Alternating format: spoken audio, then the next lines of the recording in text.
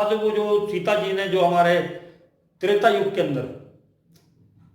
दिया था, वो द्रौपद के अंदर जो है कि आके जो है कि वो मैनिफेस्ट हुआ।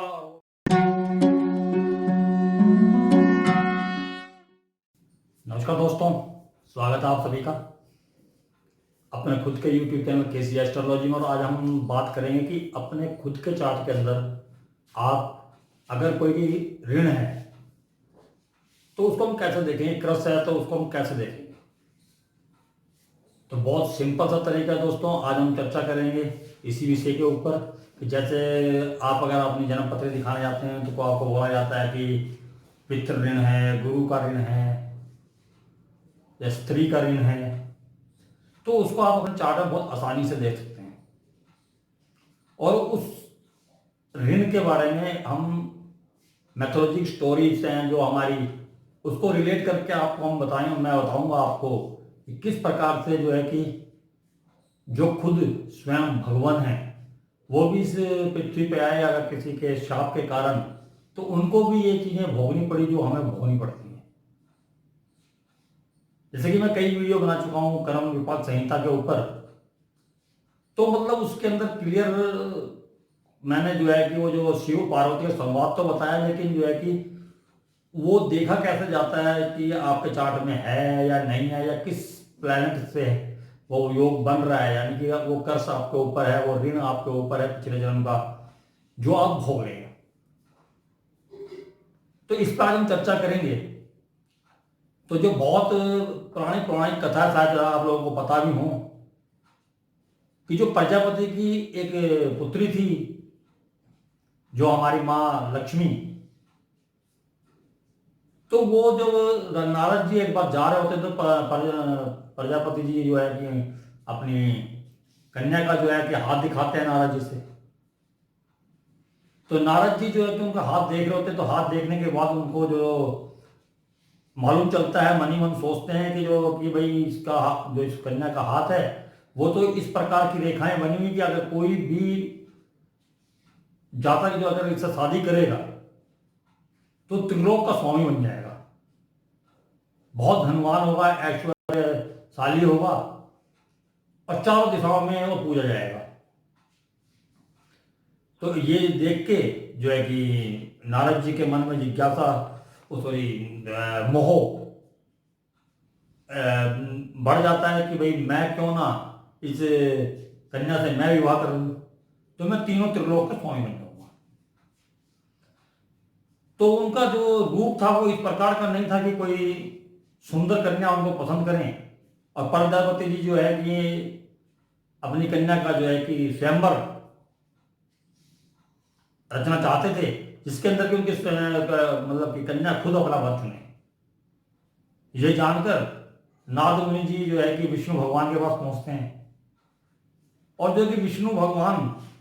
से बोलते हैं कि आप अपना रूप जो है कि मुझे दे दीजिए और मैं इस तरीके से जो है कि प्रजापति जी की जो लड़की है मैं उससे विवाह करना चाहता हूँ, और स्वयंवर रचाया जा रहा है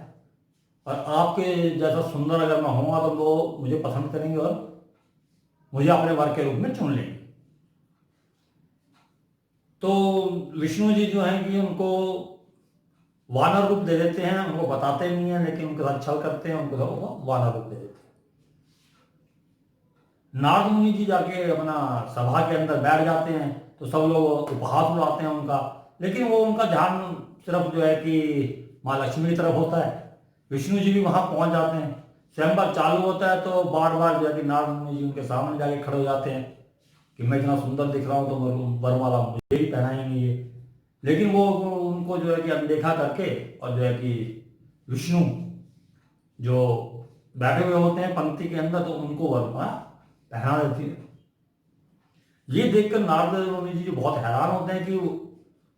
ठीक उसी प्रकार की शकल सूरत मेरी है, तो मैं इनके सामने जा रहा हूं तो ये मेरे को तो अनदेखा कर रही है। और जाकर विष्णु जी को इन्होंने माला पहना दी, वरमाला, और जो कि मुझे सब लोग जो कि उपहास का पात्र बना रहे हैं, उपहास उड़ा रहे हैं, मेरी हंसी मजाक उड़ा रहे हैं, तो ऐसा क्यों है। तो अपने साथ बैठे एक सज्जन से पूछते हैं कि भाई ये सब लोग आप मेरे को देख के हंस क्यों रहे हो और जो है कि क्या बात है। तो जो है कि जो वो सज्जन थे वो उनको बोलते हैं कि ए मुनिराज, आपका जो चेहरा है आप जाकर देखिए, इसीलिए आप लोग सब लोग जो है आप पे हंस रहे हैं। ये सुन के नारद मुनि जी नदी किनारे जाते हैं और नदी के अंदर झांक कर देखते हैं तो उनको अपना रूप दिखाई देता है कि वानर का रूप है, जिसे देखकर बहुत क्रोधित होते हैं वो, जो है कि नारद मुनि जी। वो वापस आते हैं सभा के अंदर और जो है कि विष्णु को श्राप देते हैं कि तुमने मुझे छल किया है एक स्त्री के कारण, एक कन्या के कारण। उस स्त्री को पाने के लिए आपने मेरा जो है कि अपमान किया है, मेरे साथ छल किया है। अगर आपको अपना रूप नहीं देना तो मुझे मना कर सकते थे आप। तो मैं आपको श्राप देता हूं कि जिस के साथ विवाह करने के लिए आपने जो मेरे साथ छल किया, तो आप जो है कि उसके साथ जो है कि भी आपके साथ भी ऐसा ही होगा कि वो आपसे अलग हो जाएंगी और आपको ये दुख झेलना पड़ेगा, जो पीड़ा जो दुख मुझे अभी हो रहा है। तो जब विष्णु जी सुनते हैं तो उस श्राप को जो है सहर्ष स्वीकार कर लेते हैं और उसी श्राप के कारण मृत्यु लोक में उनका जन्म होता है श्री राम के रूप में। और जो माँ लक्ष्मी थी उनकी पत्नी के रूप में जन्म होता है उनका, और सीता माता हम लोग सभी जानते हैं। तो जो वो गुरु का श्राप था उनका, जो कि ब्राह्मण का श्राप, उस ब्राह्मण के श्राप की वजह से जो है कि रामचंद्र जी जो खुद भगवान होते हुए भी वो जो है कि उनको इस पीड़ा से गुजरना हुआ कि जब वो वनवास हुआ तो जो लंका नरेश जो है कि उनके पत्नी सीता को हर कर ले गए। राम ने युद्ध किया और उनको वापस लेकर आए, लेकिन फिर जो है कि एक जो है कि गांव उनके जो राज्य के ही निवासी ने उन पे इल्जाम लगा दिया चरित्र पर माँ सीता के, और जो है कि श्री राम ने उनको त्याग दिया। तो ये वो जो गुरु ऋण था उसकी वजह से हो रहा था। तुम जिन्होंने मेरा चैनल सब्सक्राइब नहीं किया दोस्तों, वो चैनल सब्सक्राइब जरूर कर लीजिएगा और आखिर तक सुनिएगा, क्योंकि ये जो कर्स है इसके बाद आगे जो है कि श्री कृष्ण तक पहुंचेगा। तो यहाँ पर जो है कि उन्होंने जो है कि इस वजह से, उस कर्स की वजह से जो है कि अपने जीवन साथी से अलग रहना पूरे जीवन भर जो है उनको ये पीड़ा बार बार सहनी पड़ी। और जो अंत के अंदर, जब रामायण के अंत में जब लवकुश वगैरह जो लवकुश उनके पुत्र जो उनको रामायण सुनाते हैं और सीता जब वहां आती हैं तो वो सीता को अपनाना चाहते हैं, उनकी तरफ बढ़ते हैं, तो सीता बोलती है कि मैं आपके साथ जीवन संगिनी के रूप में पृथ्वी लोक पे नहीं रह सकती। और वो जो है कि जो उनकी तरफ बढ़ते हैं, भागते हैं पकड़ने के, तो वो जमीन के अंदर समा जाती है। तो ये तो थी त्रेता युग की कहानी, जो कि हम लोग जानते हैं कथा के रूप में। उसके बाद जो है कि जब द्वापर युग आता है तो भगवान विष्णु दोबारा से कृष्ण के रूप में जन्म लेते हैं। और जो कृष्ण के रूप में जन्म लेते हैं तो उनको जो है कि सीता राधा के रूप में मिलती हैं, जिनसे वो रासलीला रचाते हैं, बहुत प्यार करते हैं। परंतु जो है कि पिछले जन्म में जो है कि वो उस तरीके से अपने रिश्तों को निभा नहीं पाए समाज की वजह से, तो अग्नि परीक्षा तक देनी पड़ी। तो वो जो है कि उनके साथ इस जन्म में जो है कि विवाह नहीं हो पाया और उनके रिलेशनशिप को लेके श्री कृष्ण जी के जीवन में उथल पुथल मची रही, क्योंकि कैसे आप असुर के 16 रानियों को उन्होंने अपनाया, फिर जो है कि रुक्मणी का संदेश भेजने पर रुक्मणी को जो है कि वो जो है कि विवाह मंडप से उठा के ले आए, और फिर भी रिलेशनशिप के अंदर उनको लास्ट तक दिक्कत रही। तो ये जो है कि उनके जीवन में जो है कि स्त्री का जो ऋण था, जो कि आप कह सकते हो कि उनकी पत्नी द्वारा जो पिछले जन्म में सीता जी ने जो उनको जो बोला था या जो उनको कष्ट दिए थे, उसकी वजह से इस जन्म में उनको वो चीजें नहीं प्राप्त हुई, यानी कि जिनसे वो चाहते थे उनकी शादी नहीं हुई। और फिर हर वक्त जो है कि स्त्रियों को मतलब कि जो अपहरण करना या जीतना, और उनके साथ फिर ज्यादा मतलब घर पे ना रहना, उन्हें रिलेशनशिप में नहीं रहना, उनके साथ मतलब शादी तो कर लिए लेकिन तकरीबन जो है बाहर रहे अपने कर्म क्षेत्र के अंदर, तो वो चीजें उनको देखनी पड़ी जो कि स्त्री ऋण के कारण था। तो अब इसको जो चार्ट में समझते हैं, तो ये जो पहला चार्ट है ये हमारा भगवान प्रभु श्री राम का चार्ट है। तो जब ये देखते कैसे हैं पहले उस पर बात कर लेते हैं कि अगर कोई भी आपका प्लैनेट, जैसे कि सबको मालूम है कि हमारे जो गुरु हैं बृहस्पति, आपके चार्ट के अंदर गुरु हैं, वो हमारे ब्राह्मण देव के कारक हैं, और जो हमारे शुक्र हैं वो हमारे पत्नी के कारक हैं, जो हमारे जो कि मंगल हैं वो भाई के कारक हैं, सूर्य पिता के और चंद्र माता के कारक हैं। तो किसी भी जो कि हमारे ग्रह जो आपके जन्म पत्री के अंदर हैं उस पर पाप प्रभाव जरूरत से ज्यादा हो, या तो उनको एक से ज्यादा ग्रह देखते हो पापी ग्रह, और कि या फिर वो जो है कि पाप कर्तृ योग के अंदर बुरी तरीके से फंसे हुए हों वो जो कारक ग्रह है, तो ये समझ लीजिएगा कि आपका जो है कि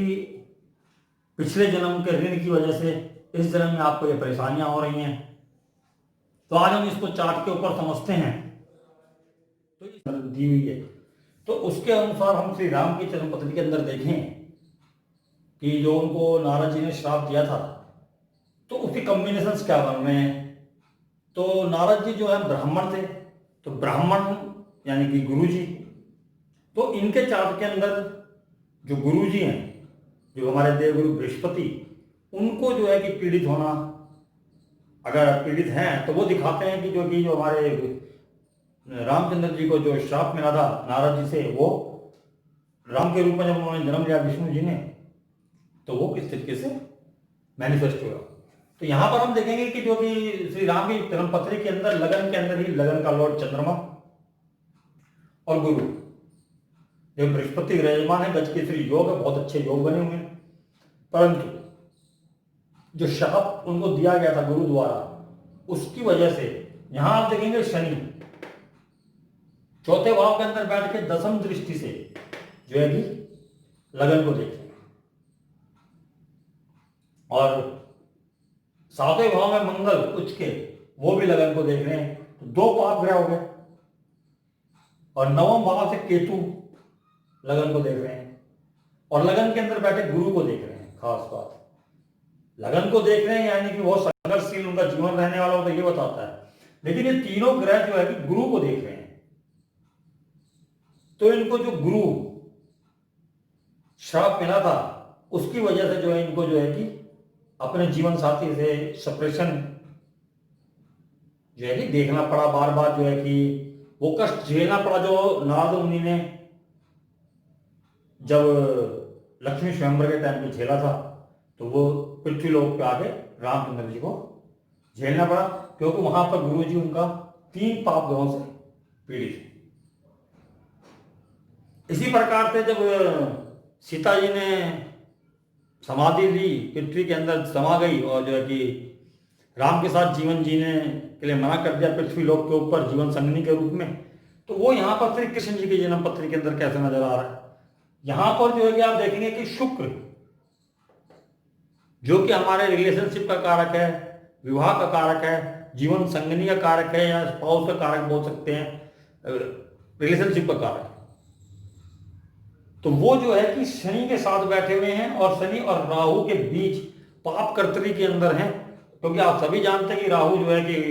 विपरीत दिशा में चलते हैं, उल्टे चलते हैं, तो राहु बढ़ रहे हैं शुक्र की तरफ और शनि उनसे आगे। तो उन शनि और राहु के बीच में जो है कि शुक्र जो है कि बुरी तरीके से पीड़ित हो रहे हैं। इसी वजह से उनके जीवन के अंदर जो रिलेशनशिप्स हैं उनको लेके उथल पुथल रही, जिनसे प्यार किया वो उनको मिली नहीं, फिर वहां असुरों से युद्ध करके उनके जो रानियां थी उनको अपनी पटरानियां बनाया, फिर यहाँ आए तो रुक्मणी के साथ हुआ, जैसे रुक्मणी ने इनको पत्र लिखा तो इन्होंने विवाह मंडप से उनको उठा लाए। तो इस तरीके से जो है कि वो वैवाहिक सुख जिसको बोलते हैं, जो गृहस्थ आश्रम को उन्होंने इतने नहीं निभा पाए, वो अपने कर्म क्षेत्र के अंदर डटे रहे, और उनका जो गृहस्थ आश्रम उथल पुथल रहा, यानी कि जीवन साथी के साथ जो है कि रिलेशनशिप जो है उनके ठीक नहीं है। तो वो जो कर्स था, जो सीता जी ने जो हमारे त्रेता युग के अंदर दिया था,